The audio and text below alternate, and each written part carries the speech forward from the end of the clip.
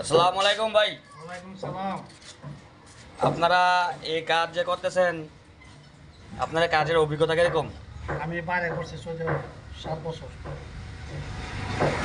এমন কোনো কাম পাই না আমরা পারি না। Diesel, luxury, plastic pin, water coat যা কয় আমরা তা পারি। আমাদেরকে যেটা বলে আমরা এটা করতে পারি, নকশা তো শুদ্ধ।